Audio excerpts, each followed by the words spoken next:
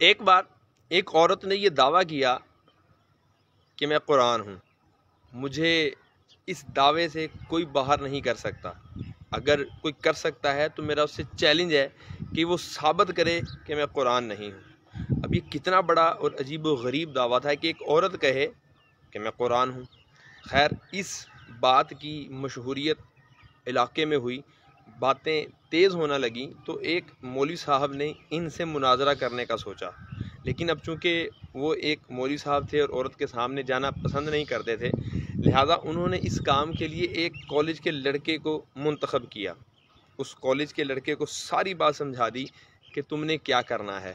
مناظرے کا دن طے ہوا، سٹیج لگا، وہ عورت مناظرے کے لیے آئی اور وہ کالج کا لڑکا بھی سٹیج پر چڑھا۔ سٹیج پر چڑھنے کے بعد اس لڑکے نے اس عورت کو گلے سے لگایا، اس کو چومنا شروع کیا، اور اسی اثناء میں اس عورت نے اس لڑکے سے کہا، بدتمیز کیا کر رہے ہو؟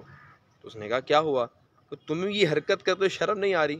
اس نے کہا شرم والی کون سی بات ہے، تم نے اپنے آپ کو قرآن کہا ہے، اور ہمارے ہاں طریقہ یہ ہے کہ ہم قرآن کو پکڑتے ہیں، اس کو چومتے ہیں، اس کو سینے سے لگاتے ہیں، اور ابھی تو اس کا کھولنا باقی ہے۔ جب اس نے یہ بات سنی تو اس کے ہوش اڑ گئے اور اپنی شکست تسلیم کرنے کے علاوہ کوئی چارہ نہ رہا۔